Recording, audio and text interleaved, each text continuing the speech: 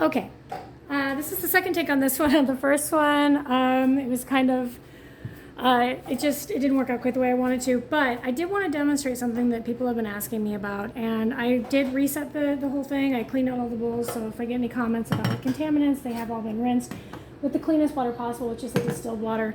And of course, you can always rinse the bottom of the bowls a little bit too, but this is how I test my water quality in my home, okay?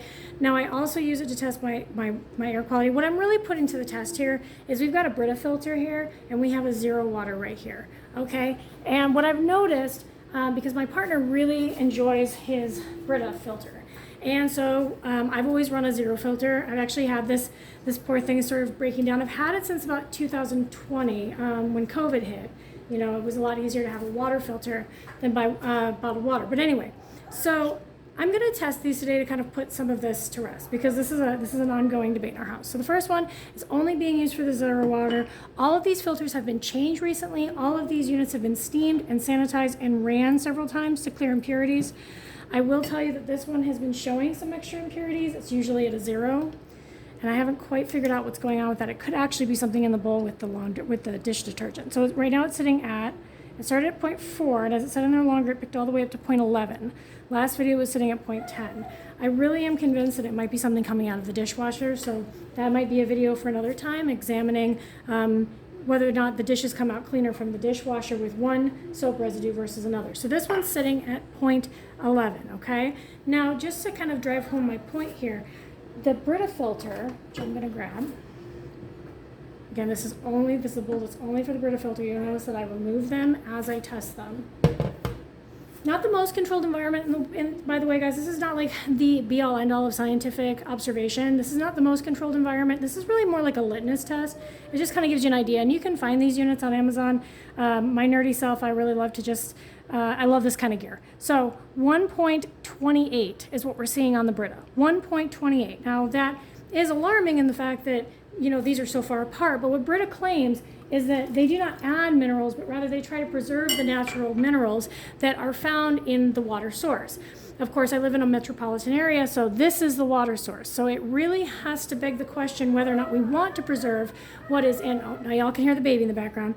If we want to preserve what is in this Brita filter right here, because essentially it could be carrying fluoride and hormones and a host of other nasty things that just kind of naturally occur in metropolitan water. Now, to drive my point home, this water is from my dehumidifier. I run 2 dehumidifiers. I can explain that in a video for a later time. But what it does is it operates by gathering condensate, right? So it's almost like reverse osmosis. So you could argue that because this one doesn't filter out minerals, that's why what I'm about to show you isn't as alarming. But remember, this is 0.11, okay? So this is the water coming out of my air. And this one says 0.45. My big filter said 0.16. But the fact still remains, this, usually when I test this, it sits at about 0.30, is that the water coming out of my dehumidifier, so the water effectively coming out of my air, is cleaner than the water that I would be drinking from that Brita. Now, I don't use the Brita, friends, unless I absolutely have to, but the water coming out of that Brita. Now, to really drive this point home, I'm going to try 2 things, and that's going to be our fridge filter and our tap. So this is the source, right? All of these filters start here. And that's the one thing that is the same across all the units. 1.92. 1.92 is what is coming out of this faucet, okay? So the Brita is marginally cleaner than what's coming out of this faucet. Now, to make this point, drive this point home further, like I said, I'm gonna take a little bit of water from our fridge. Hang on, I need to change bowls because we only use one bowl for each water source.